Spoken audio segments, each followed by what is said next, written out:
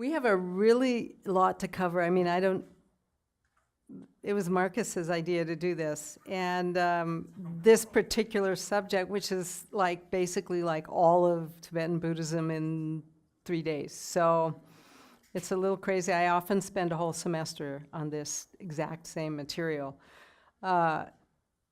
So it'll be, you know, a survey kind of a thing. I hope it's helpful in some ways. So tonight I'm going to talk about the whole framework, the concept of these so-called 8 practice lineages. And then a little bit slightly different than the schedule that was made up. Because, yeah, well, I'll just jump right into it and you'll see.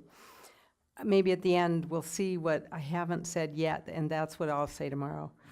So, so I have a structural framework, just to explain the structural framework of Tibetan Buddhism. I've relied on the good old fallback of Tibetan Buddhism, which is Shi Lam Drebu, you know, the ground, the path, and the results. Both for today's talk and for the whole workshop, today will be kind of like the ground. Next couple of times going through the different orders, the different sects of, you know, practice will be like the path, and then the result, whatever that is, the wrap. But I also want to use that same structure to talk about this whole concept of 8 practice lineages.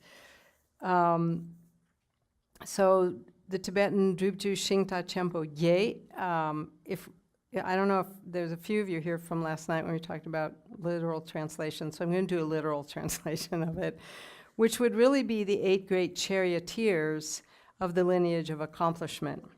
That's actually what is referring to, because it's referring to 8 people, specifically 8 people who brought, who were the conduit, really, for this massive teachings in India to come and enter into Tibet. And I always think of it kind of like I always think of it as an hourglass. You know, there's like just whatever, you know, whatever was going on in India, and then this system that Kongtrül used brings it down to like one person, and then it gets huge again.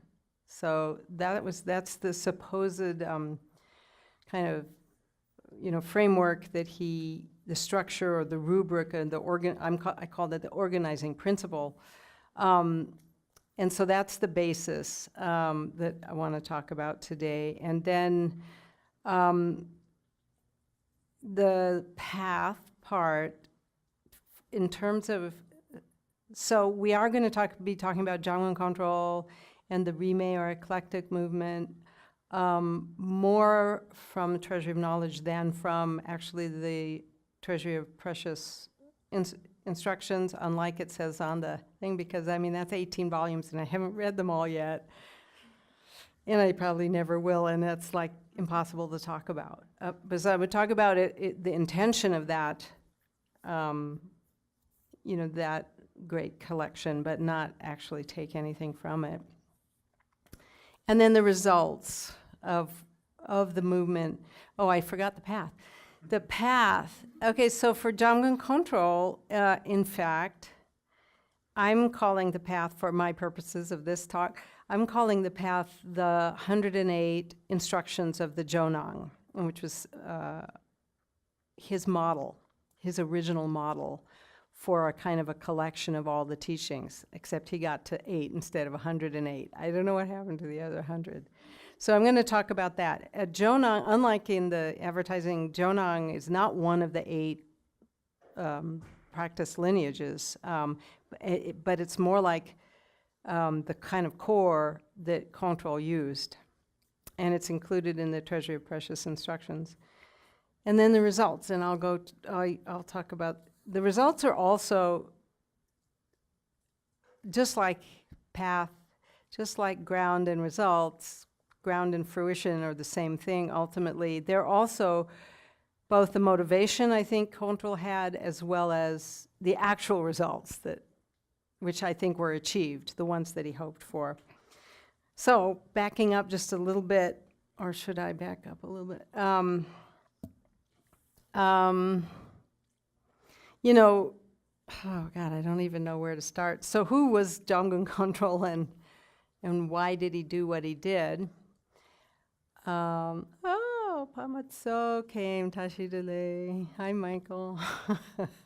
There's these and those. You know, Jamgön Kongtrül was born in 1813 and died, according to our Sadra fellow translator, Richard Barron. He died in 1900, which is different than all the other books say. But Shuki knows everything, so I'm going with 1900. And he was part of a group of people in the Eastern Tibet that were sort of this brilliant kind of Renaissance kind of thing. I mean, most of you know this, so I probably don't have to, don't you, right? Can we just get like, does anyone never heard of Jamgön Kongtrül? And Annie, okay. This is all for you, Annie. Huh? Okay, 2. 3. Popping up.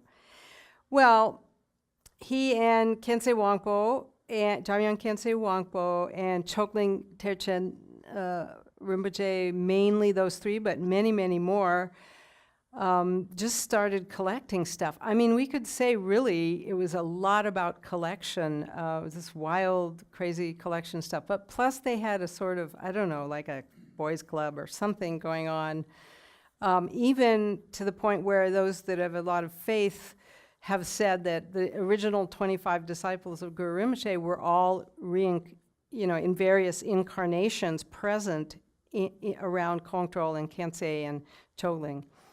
And I haven't seen a list of who they all were, but that it was that much of a kind of like exciting Renaissance time in the midst of like a ton of troubles in that area in Dege. So whilst there was all this kind of crazy things going on with the government and invasions and fighting and people being assassinated and stuff, they were doing this work. And also later faithful people will say that Kongtrül and Khyentse knew that something bad was going to happen, and that they better preserve the teachings. And sure enough, that definitely, we're jumping to the results, but sure enough, if they hadn't collected, Khyentse also had huge collections of different practices, and that was a main function, and it's turned out to be extremely important, so anthologies.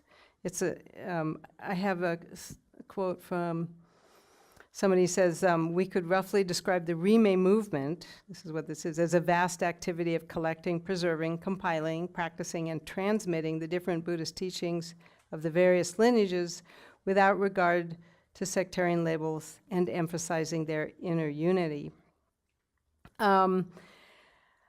So he was, in terms of his motivation for doing it, I'm going to read his own words on why he did it. This has been often quoted, but it might just be nice to hear it.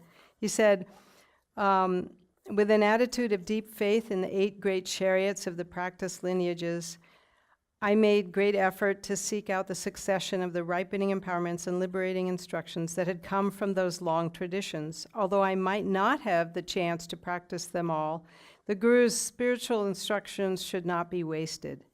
For that reason, and because I felt that even if the more famous traditions were individually widespread, the continuity of some of the very rare transmissions were in danger of being cut off and should be preserved, at least as word lineages. I also think that just hearing once those essential doctrines of sutra and mantra gives meaning to this human existence. With this altruistic motivation, I collected the essential root texts of the 8 chariots and the most profound of their quintessential ripening empowerments and liberating instructions into one treasury.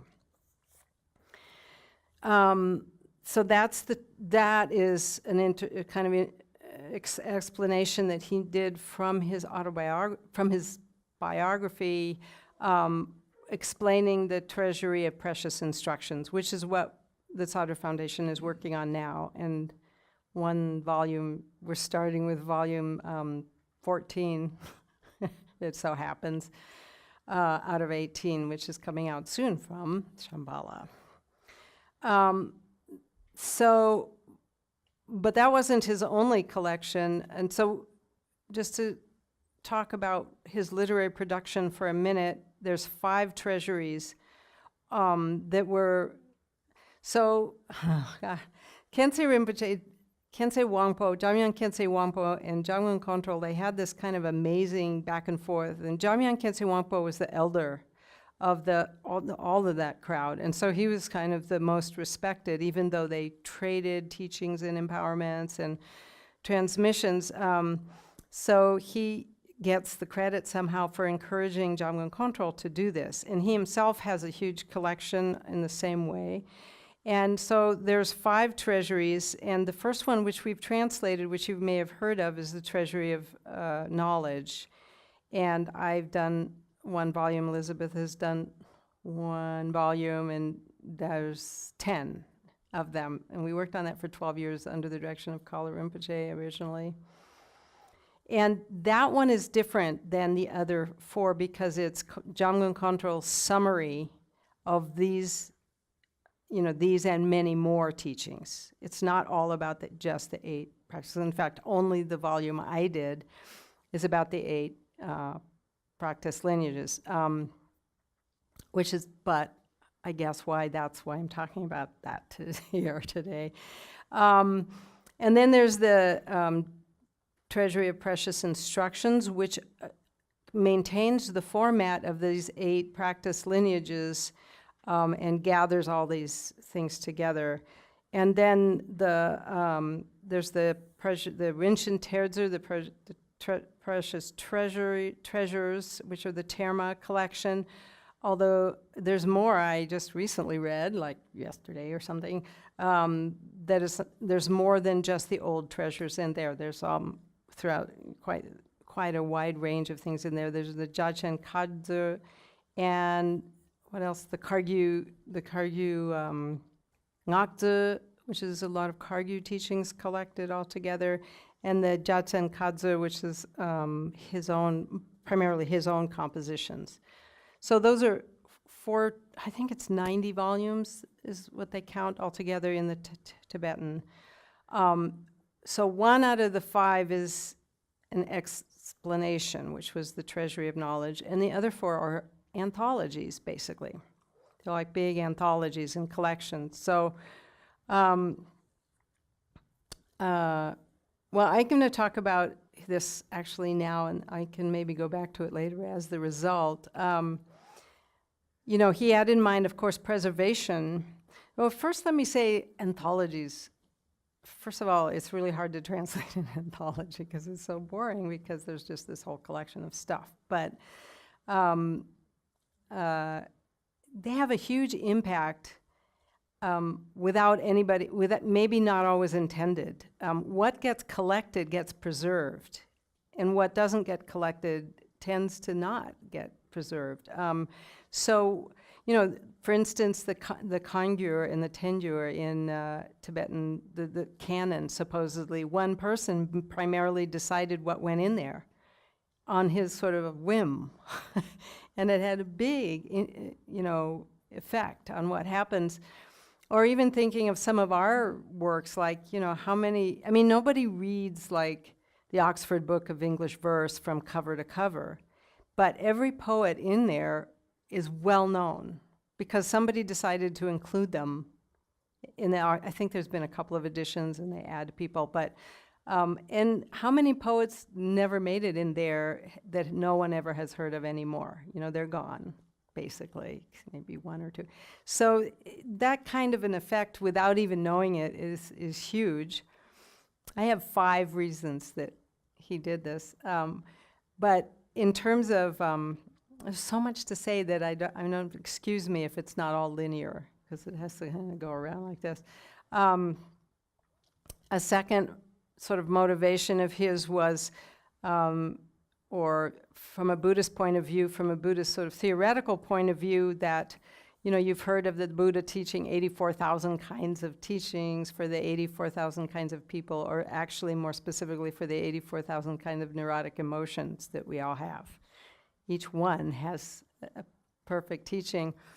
And you never know which one it's going to get you. What teaching is going to be exactly the right one for each individual. So that's another reason to make massive collections of highly similar texts.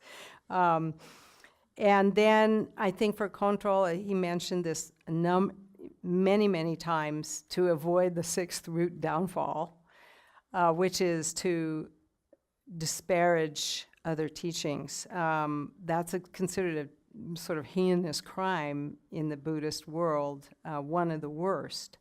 And I think Buddhism is even a little famous for its tolerance, and it is really there, and it's really important. And if you wouldn't have an open attitude towards all the teachings of the Buddha and all the teachings of religions, then you'd be in danger of breaking even the most basic Buddhist commitments, such as going for refuge, to respect the Dharma. So that was definitely, he talked about that. That's all. This little handout is from my book, Esoteric Instructions, and I think like the introduction's pretty good. I used to be a lot smarter. I could hardly understand. I had to look up some words. No, I'm just kidding. But then obviously, one and more of on the effect side is that by looking at all the different lineages of all the different teachings, I mean, no one can practice all those. Why look at them at all? Treasury of Knowledge, even the chapter I did, he didn't even give you enough information to practice any of them. One of the, really important things is, what you have a little bit of knowledge about, then you appreciate it. And if you don't have knowledge about it, then you have a sectarian attitude towards it because you're suspicious of it. It's just natural. Who are those people over there practicing, some Sakya thing? And you don't know anything about it, but once you see that they're all more or less the same, then it really should undermine any tendency to think badly. And I think that's definitely a hoped-for result that he had as a motivation. And then, and also in my theory that I'm going to put forth as a kind of a different one is that this famous non-sectarian movement, whatever you want to call it, the eclectic movement of the 19th century in eastern Tibet around them was actually the result of the collections. It wasn't like they were trying to make a manifesto of non-sectarianism. Because of this eclectic collection of all and making anthologies, it kind of resulted in an attitude that everyone gained from looking at those of having respect for all those traditions. And then finally, my thing is what I said about anthologies, it created not only preservation of those texts, but it also created like a culture of festival, I think, like this kind of almost, I don't want to say excuse, but a reason to have massive gatherings. I mean, this, like, for instance, the Rinchen Terzer, the treasury of treasures, the treasury of hidden treasures, takes 6 months for a Lama to give the transmission of it. So everybody comes from the whole Himalayan region, and they all hang out for 6 months, and they have the time of their life. I mean, it's as maybe following in the tradition of the massive Hindu festivals in India, that the sadhus all spend their life walking from one to another. That's what they do. It creates a culture. And that's still going on, thanks to his collections and some of the others. So those are both the motivations, I think, that were present and the results. Yes? Yes, Sarah, I only got 4. You said there were 5. Well, yeah, but these are just things I made up. But I'll go through them again. Preservation, making sure the right teaching is present for all the different individuals. Do you want me to keep going, or was that that was the missing one? Okay. Got the disparaging, Rime, and festival. Yeah. And the root and the downfall of, yeah, okay, disparaging, yeah. Okay, so, what else? So then what he did back to, we're not really sticking with my framework here, but going back to the basic ground of how he organized this. So he took, which has now been investigated by quite a few people, and it's in the handout, this quote that I've changed a little bit from my book on further examination. So it's actually quite a tricky Tibetan thing. From somebody he calls Prajnarashmi, but Trengpo Tertun Sherab User. And this comes in, it's actually in the Damgak and he states that this is the framework that he's going to use. And it's been suggested by Gene Smith, and I just believe him, that the chapter Esoteric Instructions from Treasury of Knowledge was the first time that he used that structure, and then later the whole Treasury of Precious Instructions, he kept that eightfold structure in his collection, in his way of organizing the collection. And so that's, our subject here too. And so this person, he's from the 16th century, 1518 to 1584. He's a Nyingma Lama who probably, I don't think would be too famous except for Kongtrül having taken this plan. And where he seems to have gotten it is not quite known. And as I talked in that handout, you can see that first of all there was the 8 pillars, kawa, pillars of the lineage of explanation, and then the lineages of practice. There were 8 pillars. Originally they were pillars, and somehow then they became charioteers somewhere along the line. I'm not sure, and so. There's at the second page of that, there's some recommendations of things you can read.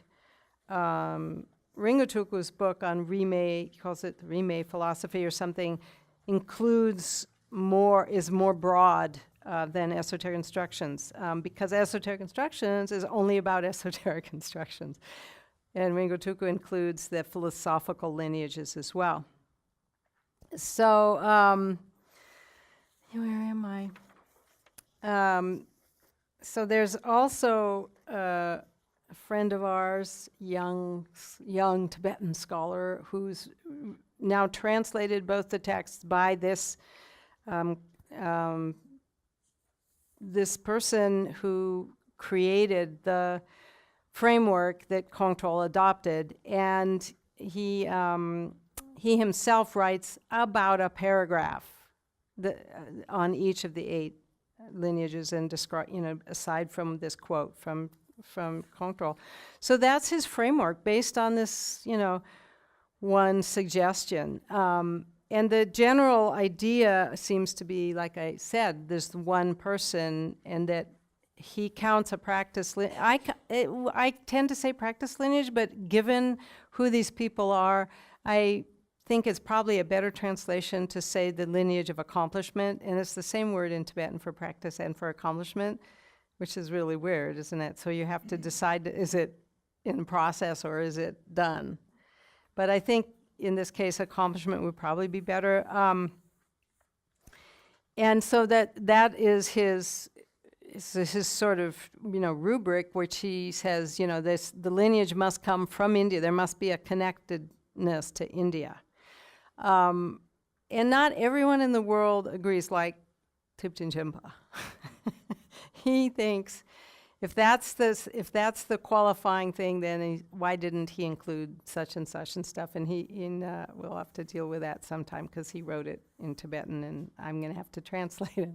But But it's still a pretty good, and you have to think about how, like, there's just a massive amount of information on Buddhism coming out of India in this crazy way, pretty hodgepodge, crazy way. There's no structure, there's no such structure in India.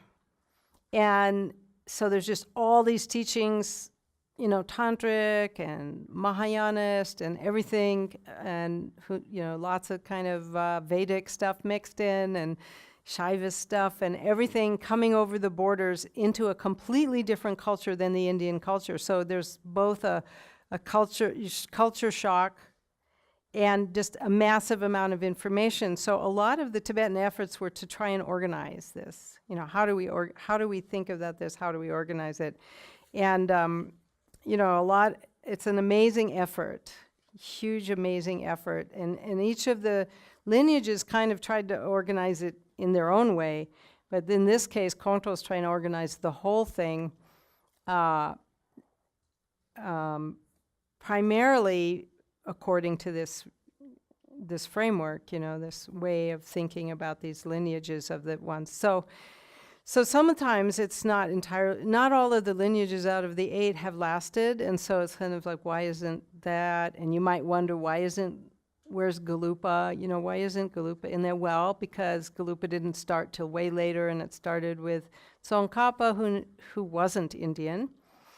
Why, or Yempa's in there, and he's kind of like, nobody, knows anything about those practices. Chut is only considered a branch of another lineage called Shije, which is what I'm working on now. Why? Because Machig was Tibetan and didn't go to India.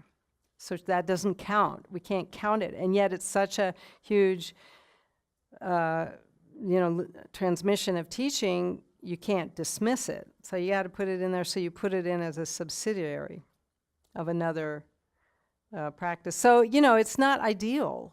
None of these things were ideal. And none of them also are very, all of the categories of Buddhism are not solid. They're just things, the yana systems and the, I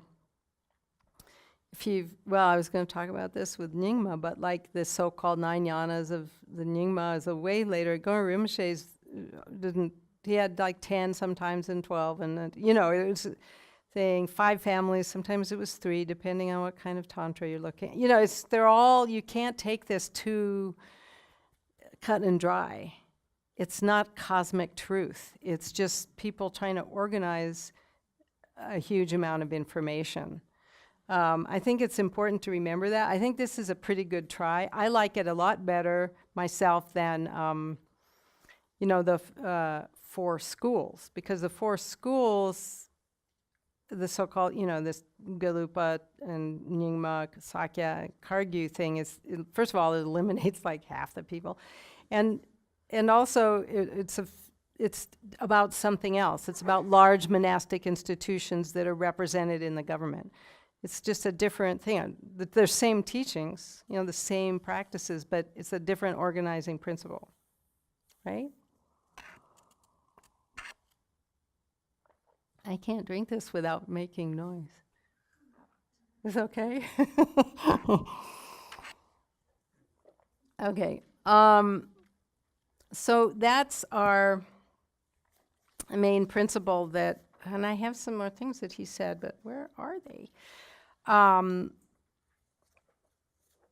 This Lama Prajnarashmi was both a Geshe and a Tertan, which is a nice dual role if you know the different kind of things. And he wrote something that's been translated now as the Study and Reflections Ambrosia of Immortality, and then the one where you found this quote is Meditations Ambrosia of Immortality. So in other words, he wrote about the 3 prajnas, so-called the 3 main reasons to study, which is to study and contemplate and then meditate. And this last one is on meditation. The expression of Drupchu, he mentions this in this translation, is the lineage of attainment or practice, also emphasizes that they are transmitting the effective means and practical guidance of the innermost sacred teachings of Buddhism in Tibet. Moreover, if the model of the 8 lineages of attainment is a non-sectarian paradigm, at the same time it provides the roots of the very identity, spirituality, and genealogy of all the main different Tibetan Buddhist orders. So that's this kind of idea that's been kind of current in the language of identity in diversity. It isn't that you like mush them all together and you're going to practice them, but you actually find an identity of your own practice and your own path within that diversity that you can see that they're all kind of the same. So any one of them, I mean, the important thing I think is that any one of those to Kongtrül, and this is somewhere in quotes that maybe quotes are too boring to read, but all of them are the authentic path of Buddhism in the Tibetan tradition coming from Vajradhara, and all of them can lead to enlightenment. And that's the main identity of each one of them. So who was the Jonang? So that's like the ground. Then the path, Kongtrül considered himself an incarnation, and was considered by others an incarnation of Taranatha, who is a very important figure in the tradition which is known as Jonang, but also in many other of the lineages. He's in the Shangpa lineage, he's in very great historian, great, like, amazing guy. Altogether, the rulers of Mongolia are all incarnations of Taranatha. Just a great master. And before him, another one, Kongtrül, who's called the master of Jonang. So, and Taranatha was an incarnation of Kongtrül, according to the Tibetans. So, you know, there's a direct line in Kongtrül's mind. Certainly, he was a valid inheritor of that lineage. And Kongtrül had collected, and this is way back quite a bit earlier. What's Kongtrül, like 15 something? I've lost my path. Where's my path? Jonang. I brought all kinds of history of Jonang in case anyone asks about it, but you won't do that, I'm sure. Anyway, he created 108 teachings that he gathered. I have a list of them. Shall I read it?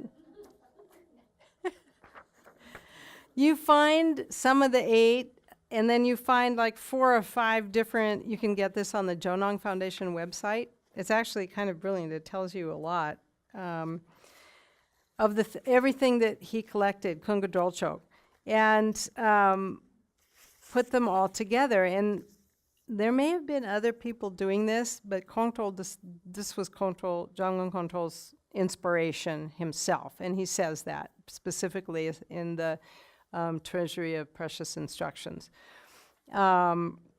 He did that, and then Taranatha added to it. So added a history of all 108, and they call it just the 100. You know, they call everything, you have to round it off because it's too cumbersome to say 108.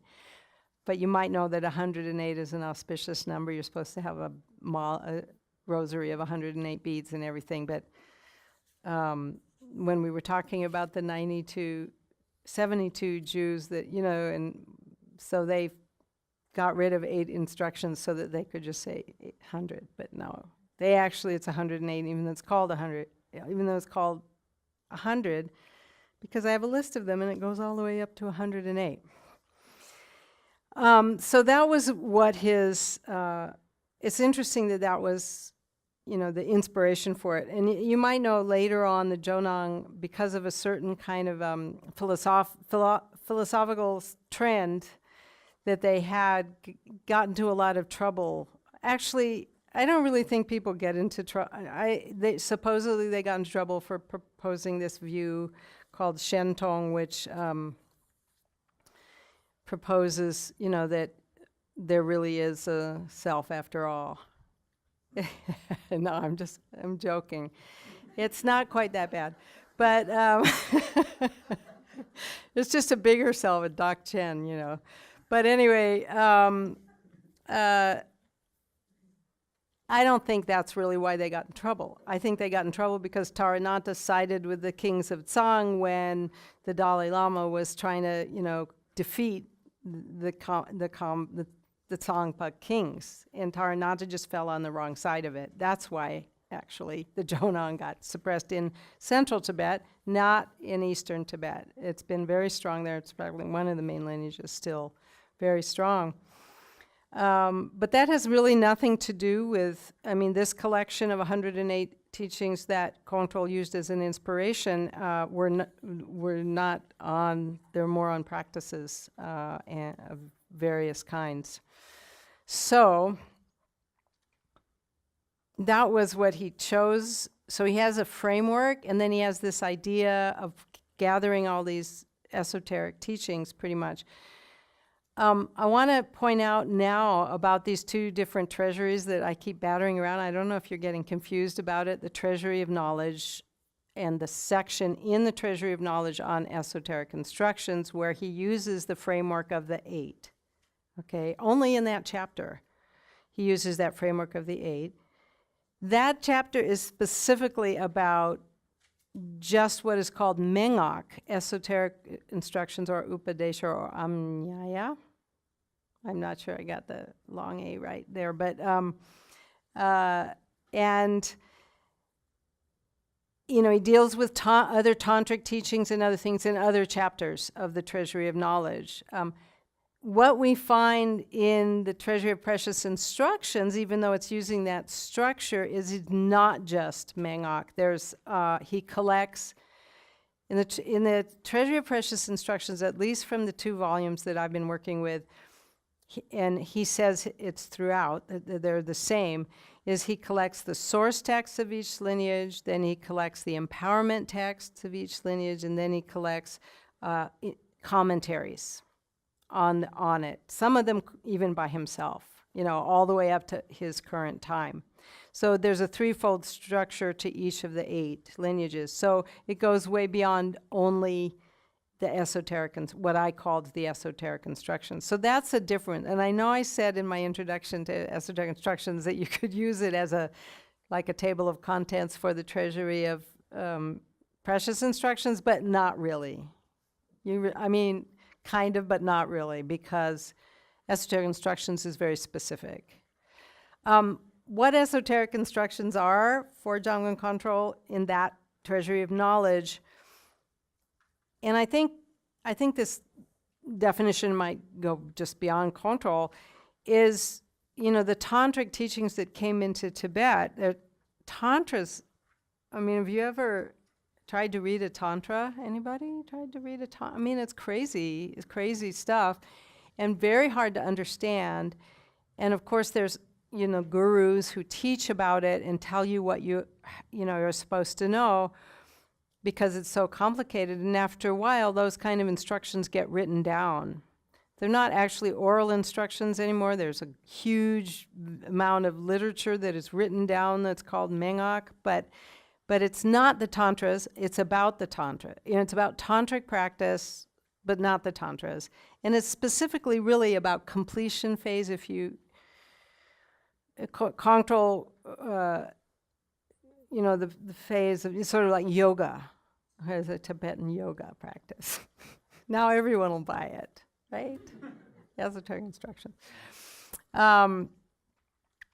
Anyway, that's what his definition of it is, and you can read my introduction, which you should buy because it's really good. You know, Mengok, it can be like, I could read you my introduction. How much longer do I have to keep talking? Okay. The very beginning of it, I did describe what I think are esoteric instructions. Do you want me to read it? Is that part of our, or not? You're going like, no. Marcus is like, no. I wasn't going to read the whole introduction. It was just the first paragraph. Okay.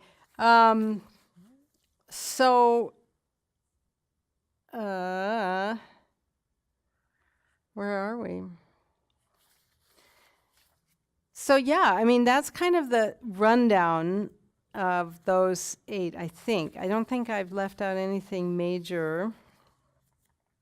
The results I talked about at the beginning, you know, that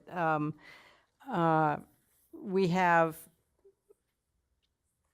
you know, taking this, by the way, here's the dates for Kunga Dolchok is 1507 to 1566. Oh yeah, I was going to mention, and then Taranata is 1575 to 1634. So a couple hundred years pass from the time those were first collected. There's other great collectors in Tibetan history that Kongtrül doesn't mention and doesn't seem to take that much inspiration from. And one of them that I think is going to start, you're going to start hearing about, but up till now has really not been discussed too much, is Bodong Chokley Namgyal. I personally think that he made the first canon. It's just that it's in a different form, and it didn't, for some reason, he was a huge person, you know, with lineage, and he started the first female incarnation lineage, one and only, maybe, of the Dorje Pamo incarnation lineage. He's connected with Tantong Gyalpo, who's well known. But somehow Bodong Chokley Namgyal, who had a kind of a lineage called the Bodongpa, now has gotten that much attention. And I think I know why, because I've read a lot of this, well, probably politics are why, but I've read a lot of searching through it, and it's hard to distinguish. He puts a huge collection of texts, but then he puts his own little commentaries, and it's very hard to tell the difference of his commentary with the text, unless you know the text from somewhere else. So maybe that was confusing for people, but you know, he didn't have a different font or something. He should have had like italics or something when it was his voice. I found that confusing, but it still is 170 volumes, it's been published in English format many years ago, like 30 years ago. And no one ever, you know, it's just floating around, and it's got like, it's a treasure trove. Anyway, I just wanted, and he's from the 14th century, 1306 to 1386. So even before any of these, he was doing this work of collection, always trying to make sense of all this stuff. And maybe Kongtrül was more successful, maybe because it's more recent, because it happened right before, you know, shortly before everything got thrown to the wind. And so that it, you know, managed to last. But that in any case, these 8 practice lineages, or maybe maybe it's partly the randomness of translators. You know, this is what we are translating. We're translating Kongtrül because Kala Rinpoche liked him. My teacher, Kala Rinpoche, he was his grandfather kind of spiritual lineage. You know, his guru's guru was Jamgön Kongtrül, and Kala Rinpoche took over the 3-year retreat that Jamgön Kongtrül started and became the retreat master. So, you know, very close lineage, and maybe that's why we're all translating him, probably. So the fate of Buddhism is also, unfortunately, in the hands of translators, and it's totally random. You all have heard the story that it's in Cuervas's book or something, you know, about, who was it in? About the Tibetan Book of the Dead, that great story that, I mean, everyone's heard of the Tibetan Book of the Dead because it's been around forever, but it's a Nyingma Terma of a very kind of esoteric cycle of Terma in the Nyingma, and someone was translating, why can't I think of who that No, it was a much more recent guy, and he was an oral translator, and some Galupa Lama, he was translating for a Galupa Lama in America, who gave a talk probably on Lam Rim or something, and then he did interviews, and every single person who came in just about asked him, what about the Tibetan Book of the Dead? And you know, he went through all his interviews and everything, and after finally the interviews were over, the Lama said to him, what is this Tibetan Book of the Dead? You know, and I mean, it wasn't a widespread phenomena. It was a random bit of translation, you know, named after Egyptian Book of the Dead. So it's just so random. So I think I've kind of concluded that, I think. Do you want me to keep talking more, or do you want to ask questions now? You want to ask questions now? Sure. Oh, I'm going to try and get a sip of this one. This seems to be a topic among the circle of people that I intersect with, that you have so many different people translating and so many different translations for the same words. And You weren't here last night. no, I wanted to be. I really wanted to Because be. somebody's had the same Yeah, exact I thing. mean, we just I know. I'm sorry. and well, you talk about how it's all scattered and there's so much information, but not only is there so much information, but there's all of these Different translations. of the same information. Yeah. And yet using entirely different terminology. Yeah. Well, how I answered that last night. I mean, yes, I realize that's difficult. By the way, as for all the information, this is a tiny drop in the ocean so far compared to what the Tibetans received from India and from China, even though they don't admit it. But it's true. I mean, it's just, as I pointed out last night, there's two things that the Tibetans could do with their own translations that we can't do. One is they had a royal edict that they had to stick to a standardized translation.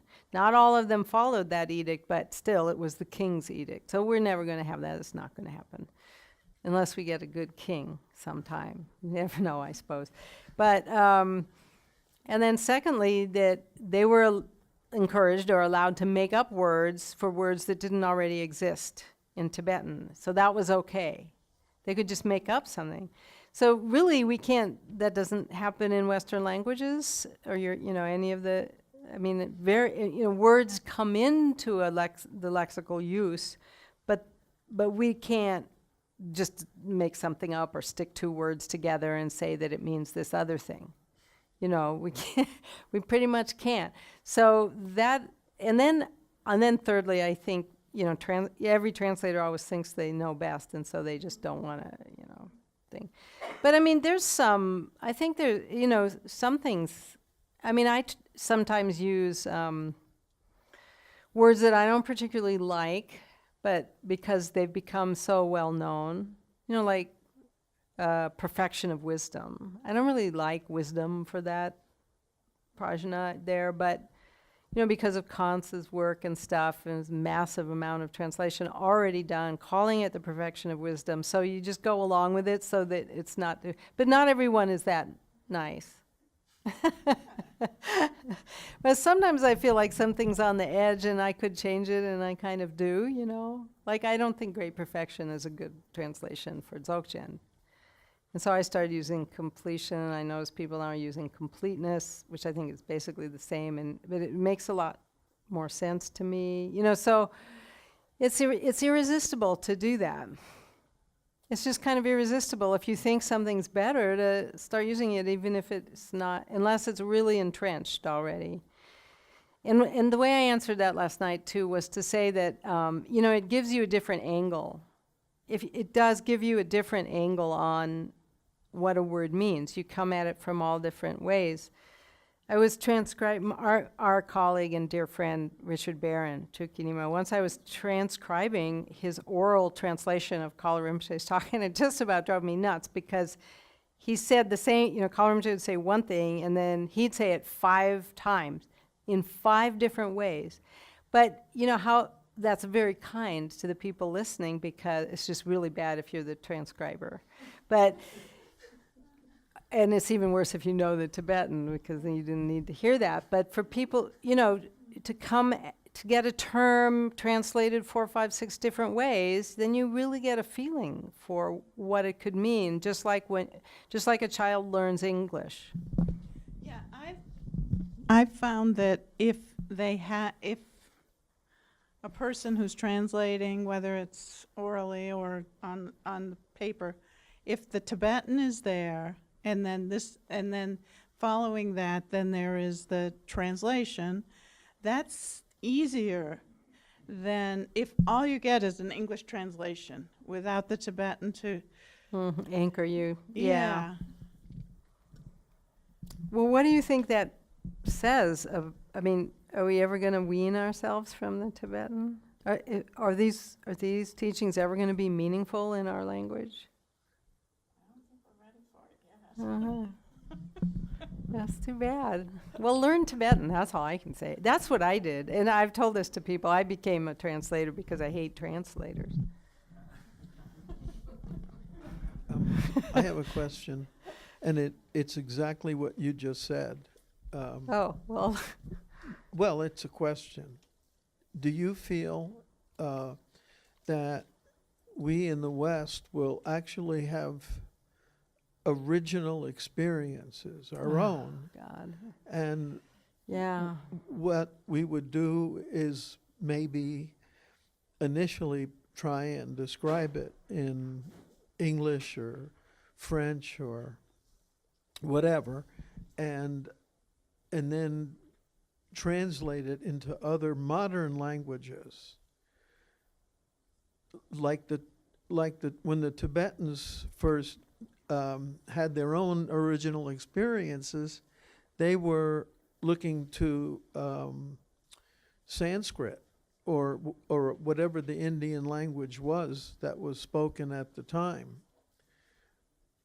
And eventually they didn't do that anymore. Do you see that we are in the beginning of a process where we as just human beings and practitioners are starting to experience our own insights, our own images of light, or our own experiences of emptiness that we would describe in our own ways that would make sense to other, let's say, Americans who are practicing also? Well, I mean, I'm sure that more than half the books in here right now are written by people who think they've had some experience that they can talk about. These aren't all translations. Everybody is writing a book about their experiences of special epiphanies. Yes. And so whether those are on that same level of, the Tibetan masters, I have no way of knowing, and we have no way of knowing. I mean, I just hope so. That's all I can say, is I just hope so. I mean, I don't think we can't just stick to translations forever. I feel like they're clumsy no matter what. And people don't need to use translations if teachers just teach. But I feel teachers, whoever decides to become a teacher, is obliged to look at source material, and they may not know Tibetan, and so they need to look at the source material. But practitioners, just practitioners that aren't teachers, they don't need, they should have teachers who teach in their own language, in their own experience. Yeah, I mean, it's happening all over. But whether, like I said, I can't judge the level of their realization. Wouldn't that be a kind of natural evolution? Yeah. That you can have 10 people all experiencing, 10 different countries, let's say, all experiencing an original experience of whatever it is, but it is the same experience, more or less. But since you can't say an experience, there's Right. words and then there's the Yeah. experience. Yeah. 10 people could use 10 different words, and we'd have 10 different teachings, Yes. all in. And then we'd have 10 different lineages and 10 Right. different monastic establishments, and they'd each have lineages, and that's exactly what happened in Tibet. The image of the translation projects seems to be the more interesting than the actual. But in Tibet, remember, very few Tibetans knew Sanskrit. Very few. All the Tibetans relied a lot on the Tibetan translations or on Tibetan indigenous writing, which happened massively, which is what we're all translating now. Jamgön Kongtrül, this isn't a translation from Sanskrit. This is his own composition. Well, anyway, at least the Treasury of Knowledge was his own composition. So, and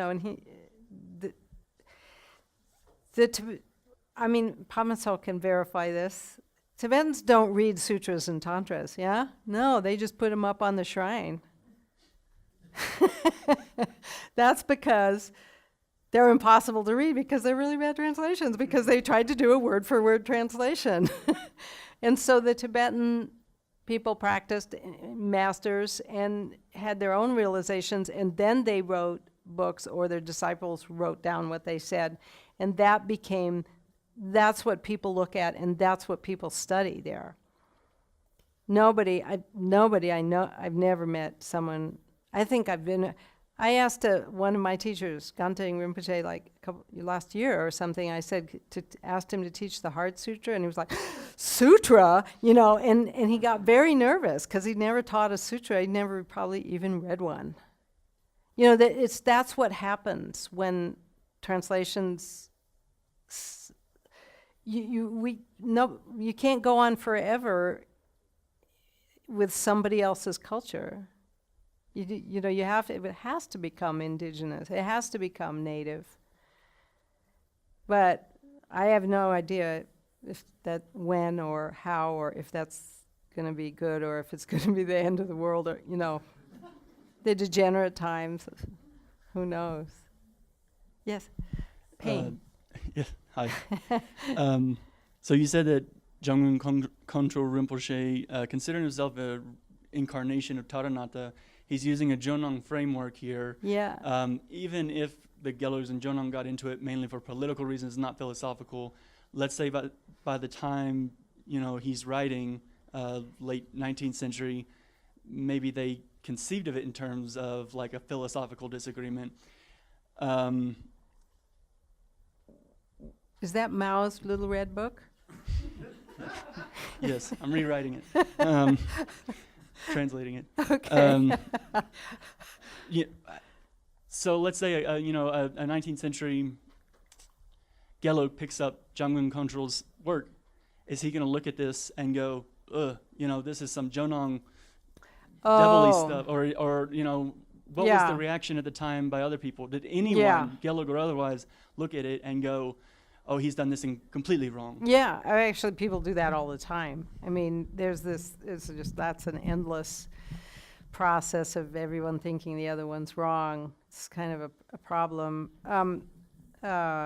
There's a lot of history behind, I'm sure you know, actually, but, and I was going to talk a little bit about, if I have time and to get a head start on tomorrow, on this major difference of Sarma and Nyingma, the old early translations and the later translations, which created a big kind of difference going in. But the thing with with Taranata, it became, when the Dalai Lama came down, we have Taranata is in the Shangpa lineage, Kala Rinpoche's lineage, and we built a stupa down in Santa Fe, and we did murals.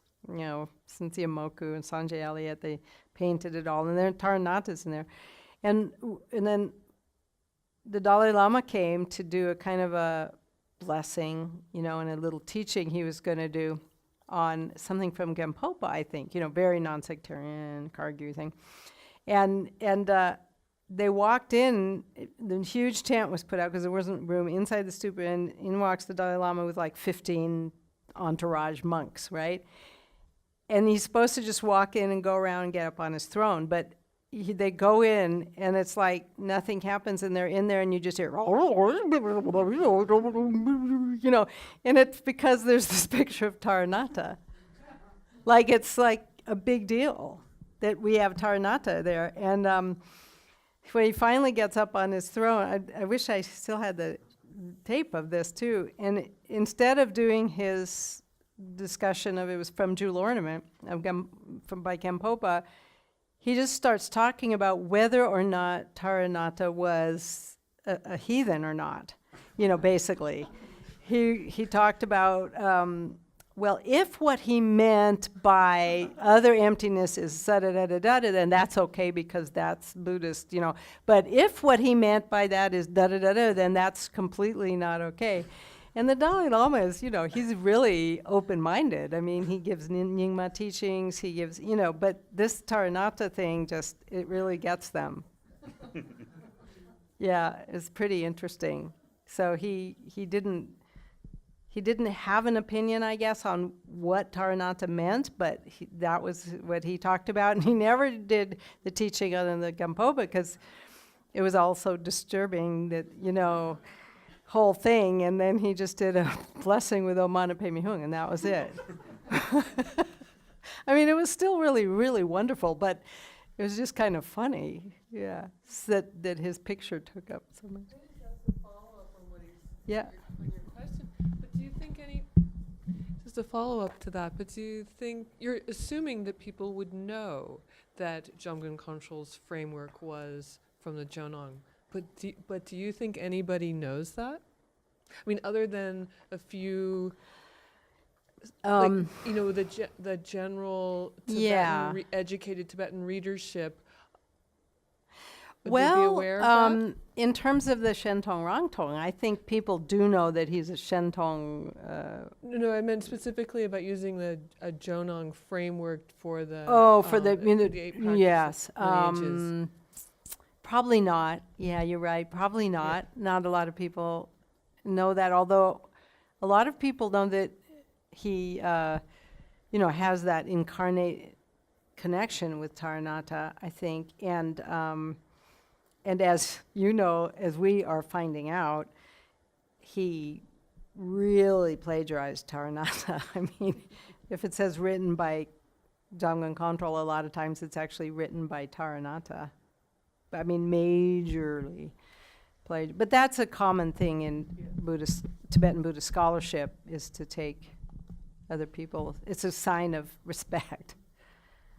I was asking, like, in a historical context, like, would they have known back then when when this text comes out? Okay, and that's okay. Yeah, all that right. was the same, yeah. Okay, all right. That was my question. Maybe they didn't know. Okay. But also, I was going to say, Wait for the... Oh, I'm sorry. Okay. Do I need to give some more background about that? Well, okay.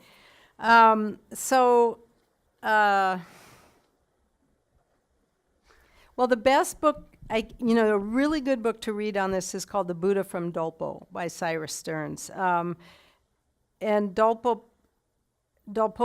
was an early, he was Sakya, right? He was originally Sakya Lama, and he did a new translation of the Kalachakra Tantra, and he had a huge, incredible realizations from this new translation, totally different than the old translation of the Kalachakra, and based on his realizations from that, he developed a whole kind of different philosophy, different terminology, and it was radically different than what had become quite a standard philosophical view of Madhyamaka.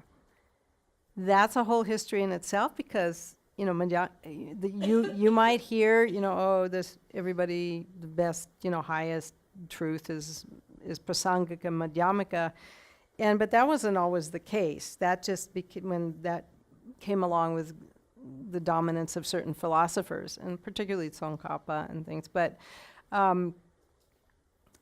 so that Dolpopo sort of was the beginning of the Jonang, of a lineage called Jonang. Here I even have it. See, you asked, and I brought it, and I thought, oh, no one would ask. The author, well, the translator's name is Cyrus Stearns. E-A-R-N-S. Yeah, actually, I wrote his name on that little handout for a different book, the Introduction to Luminous Lives. But anything by Cyrus is good. Cyrus is one of I implicitly trust anything he translates. I mean, there's very few people I would say that about. Maybe Jormi Dorje, that's about it. So the Jonang Monastery was founded by Yumo Mikyo Dorje, also a Kalachakra teacher. And it's their main kind of tantra that they follow. And that was way back in like the 12th century. And then the one Dolpopa for short, we'll just call him Dolpopa.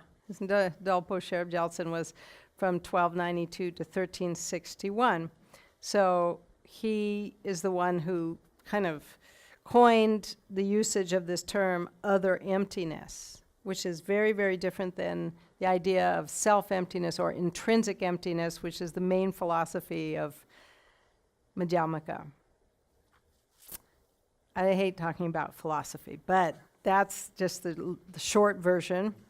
And another place, Cyrus Stern talks about this all the time. Anyway, there just was a so-called Jonang teacher here recently teaching Kalachakra, if anybody saw him. He taught, the Buddha from Dolpo, I think, and let's see. So, Taranatha and Kunga Gyaltsen were in the lineage from the Jonang monastery, and they were some of the great ones, but later than Dolpo Sherab Gyaltsen. And that Shentong view was regarded as, the idea of of things being intrinsically empty, that's pretty long-term Buddhist idea, at least Mahayanist idea. And then his language was confusing for people because he was saying, no, actually, you're not empty of your own nature, you're empty of any extraneous nature such as defilements and neuroses and negative mind states, and all of that is not part of your being, your true nature. So you're empty of other stuff, right? You're empty of all that bad stuff, but you actually have a nature of clear, pure, clear light, radiant mind, pure. Now that can sound like you're saying you really exist. And people just didn't like that. They didn't want to exist. It was much easier not to exist. How do you make something out of Sure. what?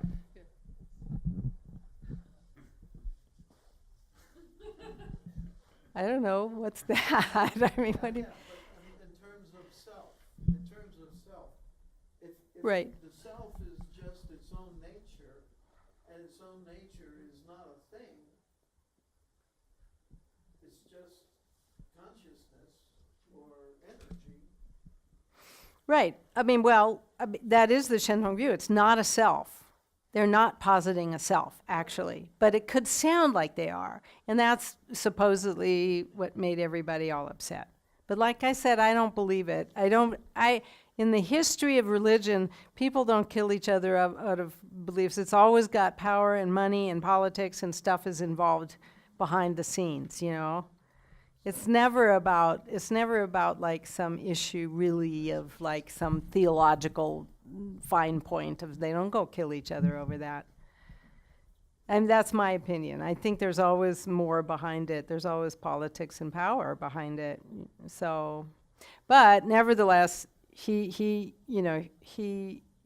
got, even though the fifth Dalai Lama said about Taranatha that, and it was his uncle, right? Taranatha was the uncle of the fifth Dalai Lama. They were actually close. They respected each other highly, but he made a bad move siding with the Tang kings, and so they suppressed all the Jonang monasteries in central Tibet and turned them into Gelugpa monasteries.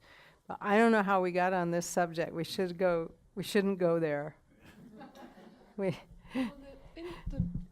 To try to bring it back, and I think maybe what is the interesting point about what Jamgön Kongtrül did was that he, as you began by saying, he took collected a lot of things, some of which weren't being currently practiced or accessible or had become marginalized, possibly for these kinds of reasons.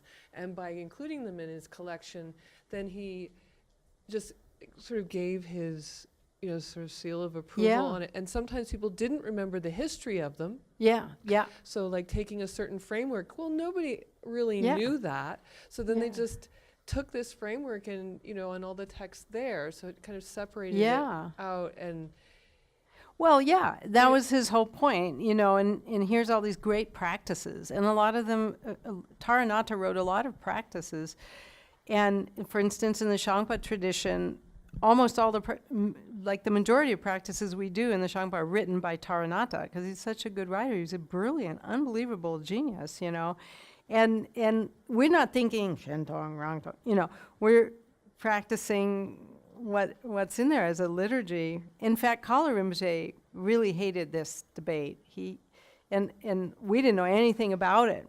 We were practicing Taranaka. He never, ever told us about, Shentong and Rangtong. And then one of us found out, it was Richard Baldwin. He found out. He, heard about this debate, and his name was, I think, Karma Yunten, I think was his Tibetan name that Kala Rinpoche gave him. And he asked him, what about Shentong and Rangtong? And Kala Rinpoche was like, oh, Karma Yunten is so smart, And he just completely embarrassed him in front of everybody. He wouldn't go there at all. He wouldn't talk about him. And then Dejung Rinpoche, my second most greatest teacher, a Sakya teacher, Larry Mermelstein and all the translation committee of Nalanda Translation Committee came down to New Mexico because they were translating some little text about Shentong and Rangtong or something, and I think it was a lion's roar, singing arrow. And Dejung Rinpoche was, God, what a wonderful man. Really, truly the most Rime person I've ever met, and a huge Sakya practitioner, And as soon as it was out of their mouth, he said, Rangtong Chapsuchi, Shentong Chapsuchi, refuge in Rangtong, refuge in Shentong. I mean, it's really just, it's just, if you had nothing to do, they didn't have TV. I mean, they just needed some good, streaming thing to keep them occupied, and so that was it. Shentong and Rangtong has nothing to do with practice. Only this does it have to do with practice, I think. What do you experience when you meditate? Do you experience nothing? Do you experience emptiness? Or do you experience something radiant, And maybe the second question is, what do you want to experience? How do you want to experience your mind? As radiant, clear light bliss, or it's just empty of intrinsic self? I mean, really, those two things are not different, but you could approach it like from a different aspect or a different feeling sense, And how you verbalize that before you sit down to practice maybe affects how you experience it. If you think you're sitting down to experience the clear light nature of mind, then maybe that's how it feels based on, how much our language affects our experience. But if you think you're sitting down to experience the non-self of self and non-self of phenomena, that's how the experience happens. So that's the only difference that I think that's important. And I prefer the, clear light bliss. I know, it seems like a no-brainer to me, but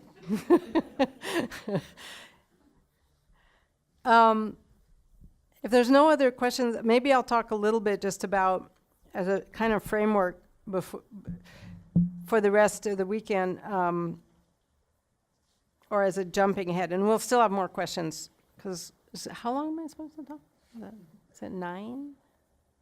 Is that how long I'm supposed to talk? Yeah. Okay. Don't say that. I'm gone. Bye.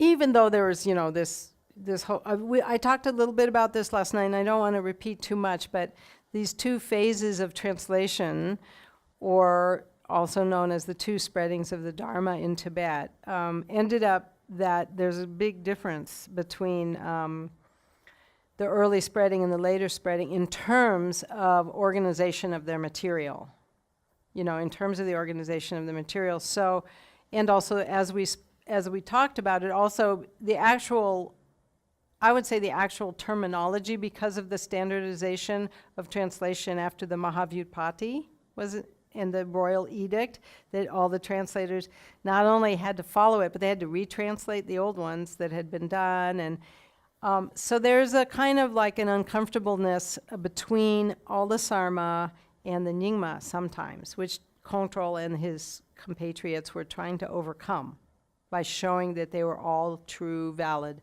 practices. But nevertheless, they're quite different. I mean, they're treated differently, and you'll see they have different systems of organizing the literature. And because I mentioned how, the randomness of anthologies, when the canon was created by Buddha and Rinchen Drup, he didn't include a whole lot of the Nyingma Tantras and Nyingma works because he felt that they were not authentic Indian, spoken by the Buddha. I mean, we already know that like nothing was spoken by the Buddha. I mean, even the Abhidharma is not spoken by the Buddha, but nevertheless, that's what the Kanjur, the canon, is supposed to be, is that which was spoken by the Buddha. So they were left out. So that was like a big kind of blow. So then the Nyingma had to create their own canon, which is called the Nyingma Jubum, and that had various, Ratnalingpa, I think it was, that created the original one, wasn't it? I think so. And so there's a different canon, even though later on, and even such a stick in the mud as Sakya Pandita said, no, this one here there's the Sanskrit original, it exists, I've seen it. Even so, that wasn't included. So that kind of created a sort of a bad vibe among all of the later schools that developed in the second spreading with the new translation schools, and that includes all of these. Out of the 8, it includes 7. Everything except Nyingma. So Nyingma became a kind of a different ballgame altogether. And the thing to remember about this development into Tibet is that there weren't Nyingma until there was Sarma, There was nothing called Nyingma because there was no... Nyingma means old, and Sarma means new. So there can be nothing old until there's something new. So really that name got coined after the second spreading of the ancients, of the stuff that had been translated for 150 years, had been going on, not systematically, but still a lot. And also, quite probably, a lot of it was not, it was in fact indigenous or extra canonical or whatever you want to call it, but nevertheless is still Buddha's, things. And I think that is something to keep in mind when we look at the way they organize themselves and they organize all this. I think that, the early school, the early spreading, I mean, it was even more confusing. Nyingma literature is such a headache. I was saying that to Nyingma. I hate it. I mean, it's wonderful teachings, but it was so hard to organize all that stuff, and it just doesn't fit. In any organizational scheme, doesn't fit. And there's the 9 of this, and then the 3 of those, and 3, and that's like that, and that's a thing. And each one is, but that was really dualistic, and now there's even a higher one, and it's the real non-dual. But then there's something more, even more non-dual than that one. And, it's just like incredible hierarchy of structure that doesn't actually fit. And then they come later and try and put the different like tantras and things into one or these different categories, and it's very hard to sort out. We will try tomorrow, but because of the huge amount. And then when it became more standardized and controlled by the government, then the structure is a little bit easier. And you get the 4 tantras, and it's kind of more, but even then it doesn't quite fit. I mean, it's a fantastic effort, fantastic job that the Tibetans did trying to organize all this material. I can't even imagine. I mean, how do you guys do it here? Like, what do you put on which shelf? We don't even know how to alphabetize the Yeah, I mean, I have like 5 shelves and I try and make sense of them. And it's like, well, wait, does this go in Nyingma or is it over here? Or, so and then the Tibetan authors became so hugely prolific. I mean, there's so many texts, really, it's unbelievable on every single subject. So it's very hard to keep track of. So, they try kind of desperately to impose some kind of order on it. And this, Kongtrül is just one. It's just one version of, a way to order it, which I think is convenient, and I like it just because it's about accomplishment, about practice, like everything else, whatever. But this is just about, the lineage of practice that came down. That interests me more. That's how I'd like to think about it, rather than any other particular thing. But that could just be me. So, but I'm the translator, and so, yeah. So, basically what's going on, are you guys clear about it? These 8 accomplishment lineages and the collections, mainly these 2 that we've been talking about and the difference in them? Okay. Phew. Good. I can't tell. There's, even for me, what to say and not say is hard to organize just one talk. Probably I know too much facts and myths and legends, and it's hard to keep them in line. So are there any other questions? Because otherwise I'm done. I mean, I have loads of other things.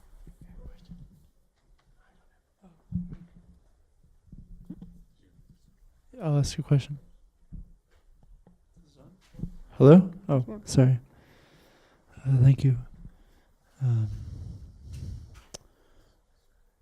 His name is, what's the gentleman's name that we're talking about? Jamgön Kongtrül. JK, if you can't Yeah. remember. That's in my notes all the time. He's JK. JK, yeah. Yeah. So from Trungpa Rinpoche's The Individual Path of Liberation, I read that he took a lot of his instructions, like he taught meditation in the style of JK. May have been one of his incarnations. Yeah, maybe. Shechen Kongtrül. Perhaps, yeah. Yeah.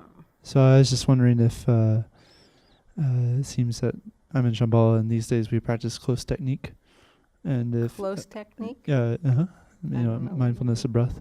Oh, okay. And, Yeah.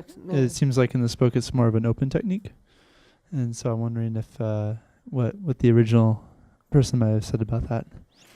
What do you mean? I don't quite understand the question. Trungpa Rinpoche says that the in-breath is too self-confirming to focus on the in-breath. Right. And I'm a little confused because now my tradition is saying to focus on the in-breath. Right. Do you have any ideas about that? Or have you read? do you The remember? particular teaching, the way Trungpa Rinpoche taught of, letting go in the out-breath, Yes. right? Yes. Is that what you're talking about? Yes. Yeah, or boycotting it. He'd say boycott the out-breath. I haven't come across that in anywhere except in Trungpa Rinpoche. Oh, okay. Yeah. I mean, not that I think it's a great idea, but makes sense to me, but I actually, so I can't say where it comes from. A lot of his students used to say he taught shamatha from an ati point of view, whatever that means, but It's a different experience. yeah. One, Well, one of the things we might learn from talking about 8 different practice lineages is that distinction like that is maybe important and interesting to learn about within your tradition, but it's also nice to realize that there are other ways of doing things too. And so I think one of the sort of amazing points that we can take from the larger teaching here about 8 different practice lineages, each one with massively complex series of practices and teachings and so on, and different philosophies, is that any one thing doesn't have to be so, taken as the ultimate and most important thing. Yeah, that's the Rime Yeah, idea. Yeah, that's right. Thank you. I think I didn't talk enough about Rime, what is that attitude of Rime? It's important to understand it. It's not like you shouldn't change your practice because you see that someone else is doing something else or something, but you just know that there's so many. I know, like, when you use, like, Buddhisms anymore, that's the cool thing in academia. You don't say Buddhism anymore, you say Buddhisms. But, I mean, there's a point to that. There's a lot of different approaches, and particularly in Tibetan Buddhism, which is Vajrayana, and Vajrayana defines itself as the path of skillful techniques. So there's lots. I mean, that's what's great about it, is there's tons of ways of doing stuff, lots and lots and lots. So that's a good thing, but it can be a little disturbing because you think you got it, close placement of mindfulness or whatever it is, and then you hear about someone else who's doing something different. It's like, but they're all good, you just have to do what your teacher tells you to, kind of. Or if the teacher's wrong, then you do what you want. Yeah. Excellent. Thank you, Marcus. Any That other was good. questions or all set? All right. Okay. Well, thank you.